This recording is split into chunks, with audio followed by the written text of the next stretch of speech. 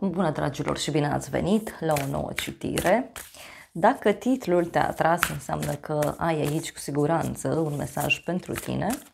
Îți mulțumesc pentru că mă urmărești, îți mulțumesc pentru că mi-ești alături. Dacă vrei și tu astfel de citire, te invit oricând, cu drag, doar pe aplicația de tarot și astrologie, Cristina Zurba, disponibilă atât pe iPhone cât și pe Android. Hai să vedem așadar mesaje, ce trebuie să știi. Vreau să văd relația dintre tine și o anumită persoană în acest moment, în viitorul apropiat, dar și în viitorul puțin mai îndepărtat, din momentul în care tu vezi această citire. Dacă nu ai pe nimeni în minte, pur și simplu poți să lași tarotul să-ți transmită mesaje. A venit un mesaj important din partea celelalte persoane. Simt că persoana asta se află într-o situație ușor complicată în acest moment. Sau, în general, oamenii din jurul tău se află într-o perioadă ușor ciudată. Ok. Hai să vedem. Avem Marea Preoteasă, ca și energie generală. Multă tăcere în relația asta. Tăcere, pauză, secrete care sunt ascunse sau secrete care se dezvăluie în perioada asta. Ia să vedem.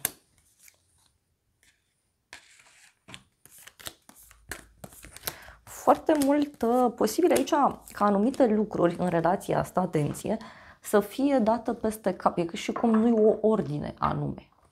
La baza pachetului avem 5-ul de bâte, se explică. 5 de bâte, regina de cupe, pajul de monede. Da.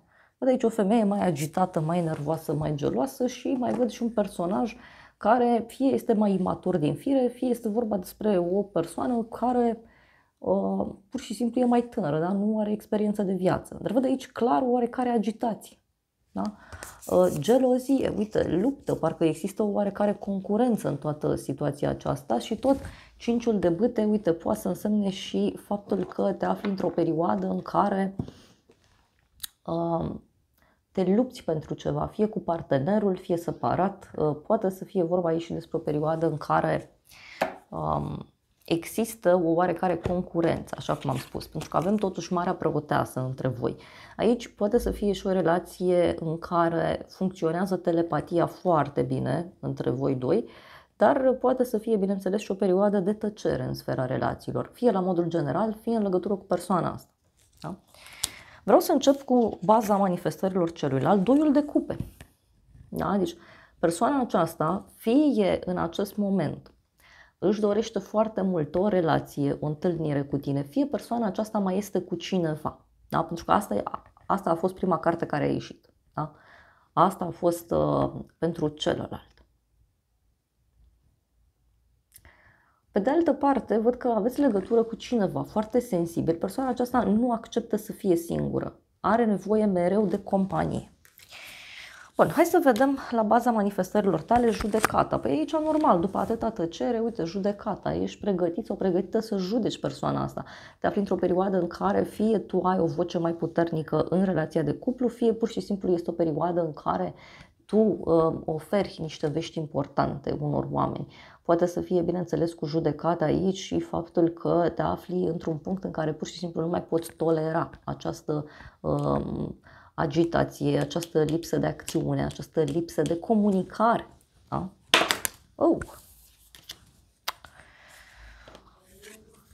Cealaltă persoană, regele de cupe, o legătură cu o zodie de apă, rac, scorpion sau pești. Aici aveți legătură cu o persoană foarte sensibilă, foarte ușor de influențat, este o persoană răbdătoare, iubitoare, posibil persoana aceasta să fie mai matură din punct de vedere emoțional sau poate a trecut prin niște experiențe mai dure care l-au maturizat. Dacă ești bărbat, aici văd pe cineva care te poartă în suflet. Să vedem în inima ta, caleașca în inima ta. Tu aici fie faci un drum în interes personal, fie aștepți pe cineva să-ți vină în vizită, poate chiar ești într-un moment, uite, cu caleașca asta în care pur și simplu ai parte de o victorie, viața ta personală. Tu trăiești într-un moment foarte intens. Da? Deci ești într-un moment important din viața ta, eu asta simt aici să transmit. Poate te pregătești, nu știu, de o mutare, de ceva anume. În mintea ta, cavalerul de bâte, uite aici văd că ai foarte multă energie, foarte mult curaj, foarte multă dorință de aventură, de asemenea mai văd în mintea ta, însă ce mai văd pentru alții poate să fie și că persoana aceasta nu e foarte serioasă. Da? Celălalt, asul de cupe, uite, persoana aceasta e plină cu emoții, persoana asta apare așa ca pâinea lui Dumnezeu. În unele cazuri, ce simt aici să vă transmit, e faptul că urmează foarte curând, dacă nu este deja, o perioadă de liniște în sfera relațiilor. Pentru unii dintre voi, atenție, nu pentru toți, văd aici o persoană nouă care poate să apară prin intermediul profesiei. Sau poate să fie cineva care știe de existența ta și vrea să se apropie de tine sau vrea să te cunoască mai bine. Bun. Poate împreună cu persoana asta aveți în comun niște dialoguri despre niște subiecte importante, subiecte despre care nu vorbește toată lumea. Interesant. Cealaltă persoană, nu știu, o văd așa foarte liniștită, iar pe tine te văd ușor mai agitat, mai agitată și plină cu energie sau plin cu energie. În curând avem cavalerul de monede aici, fie un drum pe care îl faci împreună cu persoana aceasta în interes financiar, fie persoana aceasta vine către tine cu propunere, vine cu un cadou, cu o ofertă, pentru alții poate chiar voi sunteți cei care faceți acest lucru, dar ce văd aici este foarte multă seriozitate și văd că e ca și cum lucrurile aici pot stagna, dar cumva ies la lumină, adică nu mai este lipsa aia de comunicare, ceva se întâmplă, ceva fizic faceți împreună. Pentru tine 3 de spade. Aici 3-ul de spade pentru tine înseamnă, uite, în curând văd aici o inimă frântă. Ceva nu-ți place, ceva nu-ți convine.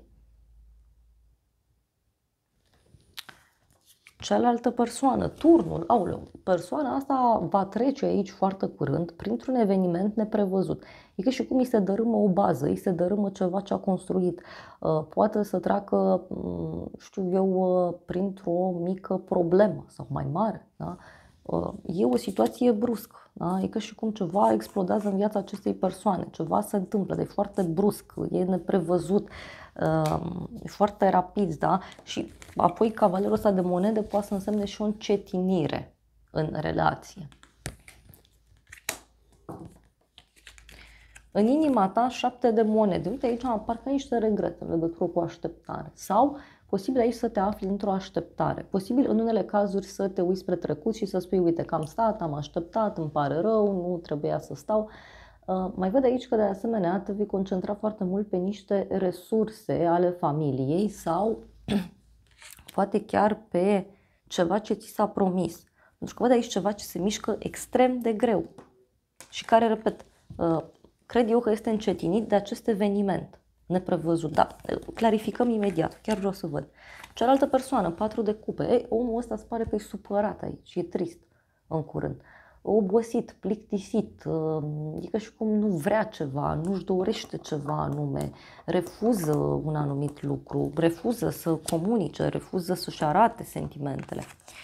În mintea sa, spânzuratul, și omul ăsta poate se gândește aici, știu eu, că, sau se va gândi că dacă se întâlnește cu tine e pedepsit sau pedepsită, poate chiar persoana aceasta în curând, repet, va trece printr-un eveniment mai puțin plăcut, însă care îi va schimba total perspectiva asupra vieții, asupra relației, asupra voastră. Pentru tine, asul de monede. Văd aici, într-un fel, o reușită profesională sau financiară pentru tine în viitor. Pe de altă parte, văd aici că e ca și cum te gândești la o dovadă pe care persoana asta ți-o oferă. Te gândești la acest eveniment care cred eu că vine la pachet și cu niște lucruri palpabile. Hai să clarificăm în primul rând ce-i cu turnul ăsta, că de aici se strică toată povestea. 3 de monede, 6 de monede. Ei, persoana asta poate avea niște probleme aici, fie la locul de muncă, fie probleme legate de bani. Sau dacă persoana asta a avut mai multe opțiuni sau are mai multe opțiuni, aici se cam dau niște măști jos de pe față.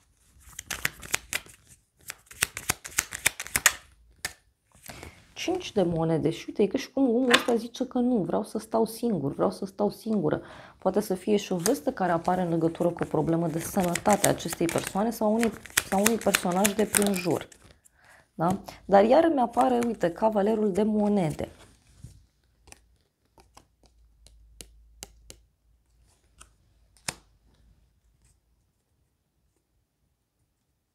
E și cum omul ăsta nu poate să fie serios.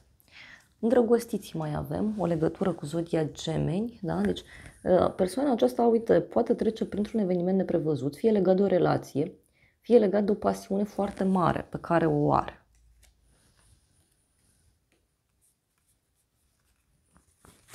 Ia să mai vedem cealaltă persoană. Eu vreau o carte pentru turnul ăsta. 8 de cupe. Da. Se pare că omul ăsta, nu știu, e ca și cum e nevoit să dea la spate tot ce a construit sau e nevoit să dea la spate ceva, să renunțe la ceva.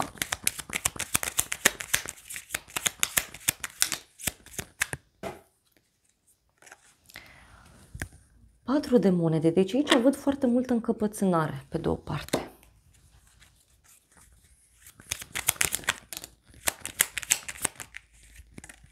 Am întrebat ce e cu 3 de spade pentru tine. Și mi-a ieșit așa, roata destinului, 9 de cupe și cumpăratul. O legătură cu zodia Berbec, mai avem zodii fixe, Taur, Leu, Scorpion, Vărsător.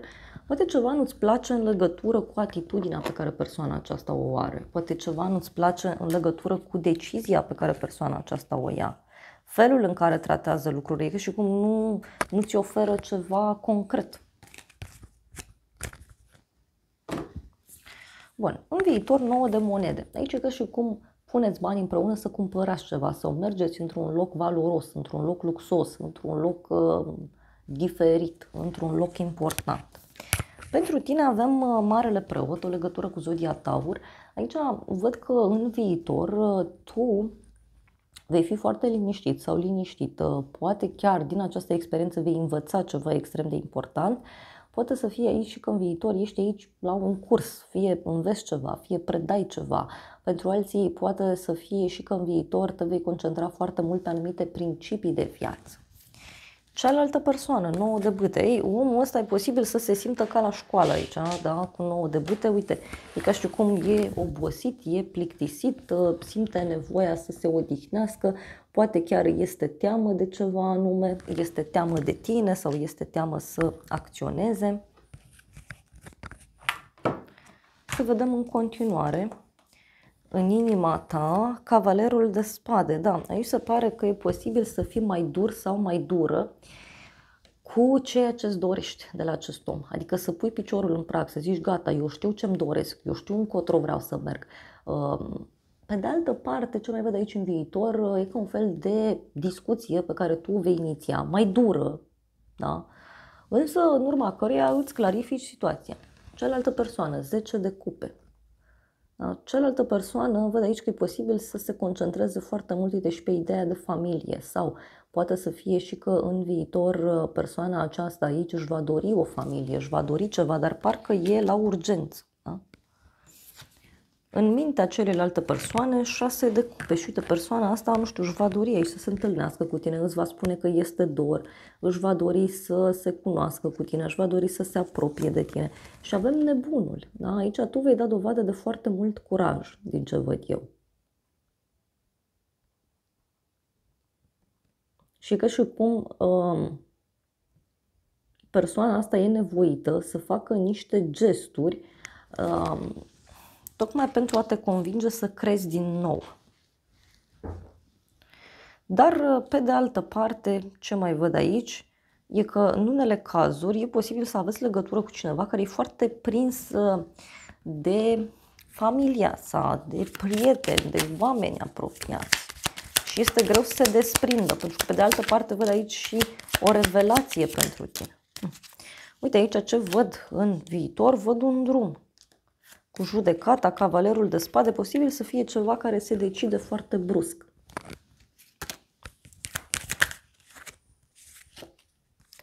5 de bâte, asul de spade, turnul. Ei, aici e posibil să-i cere acestui om să pună punct acestor lucruri complicate, acestei gelozii sau acestei concurențe, acestei stări conflictuale. Cealaltă persoană, 6 de spade, asul de monede. Aici, repet, omul ăsta e ca și cum e dispus să facă un drum către tine. Sau omul ăsta e dispus să se apropie mai mult de tine. Am întrebat ce-i cu nebunul în mintea ta. Și avem pajul de spade, 7 de cupe, 9 de spade. Aici e posibil ca tu să-ți faci foarte multe scenarii. O parte să fie adevărată, o parte nu, dar e ca și cum vei avea curajul necesar să pui întrebări, vei avea curajul necesar să-ți clarifici această stare de incertitudine. Pentru că, repet, mie aici totuși îmi mai apare un personaj în peisaj.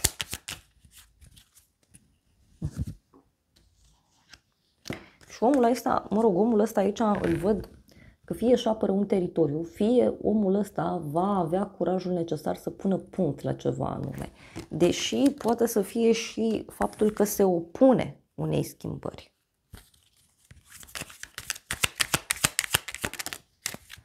Da, am întrebat cum vor fi în final lucrurile și mi-a ieșit nebunul. Posibil aici, da, ca tu, pentru că nebunul mi-apare pe partea ta, posibil ca tu să fii persoana care face un act nebunesc în această relație. Da? Poate în unele cazuri, știu eu, mai apare o persoană în viața ta. Hai să vedem încă o dată. Da, omul ăsta se gândește la tine cu dorință, cu prietenie, cu fidelitate.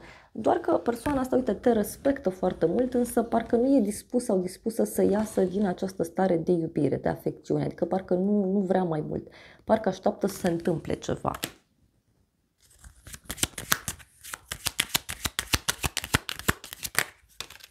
Da, am întrebat ce-i cu turnul ăsta și avem așa, o bucurie neașteptată, femeia și scrisoare. Da, deci turnul ăsta fie are legătură cu o femeie, fie are legătură cu niște vorbe pe care tu îi le spui și ca și cum îi dărâmi imperiul, da? Îi dărâmi ceva anume.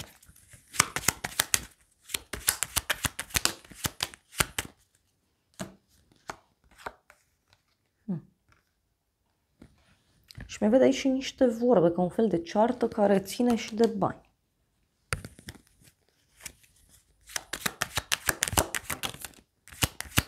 Ei, am întrebat ce cu nebunul aici la tine și mi-a ieșit văduva și falsitatea. Deci aici e posibil să reacționezi destul de dur la descoperirea unor vești. Da? Astea țin, nu știu, de o înșelăciune, de faptul că cineva a mințit aici. Și ca și cum cineva e pedepsit. Da. Hai să vedem ce îți va spune persoana asta.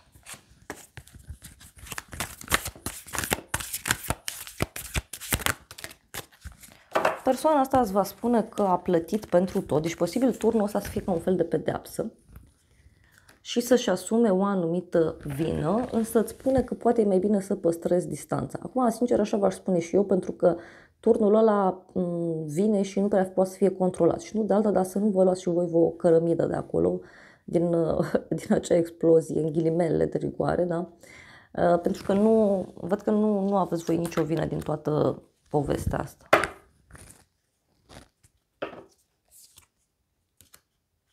Da, e ca și cum persoana asta renunță sau zice că nu-ți poate oferi ceva anume.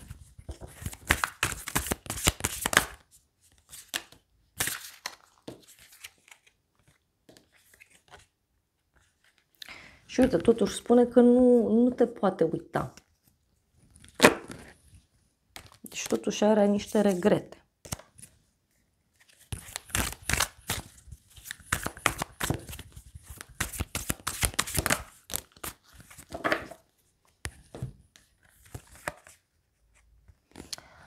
Însă, repet, posibil omul ăsta să treacă printr-un moment în care pur și simplu să nu mai poată continua ceva anume. Da, hai să vedem ce e și la bază.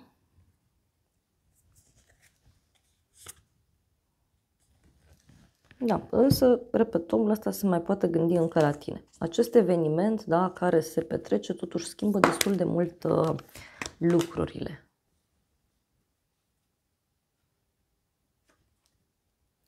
E ceva ce a ajuns într-un punct terminus, ceva ce nu mai poate continua pur și simplu în viața acestui om și de acolo se dă totul peste cap. Da, dragilor, acestea au fost previziunile de această dată. Eu vă mulțumesc pentru prezență, vă îmbrățișez cu drag. Sper din suflet să vă fie de folos informațiile și să ne revedem cu bine și data viitoare. Eu vă doresc să aveți parte de o zi sau de o seară cât mai frumoasă.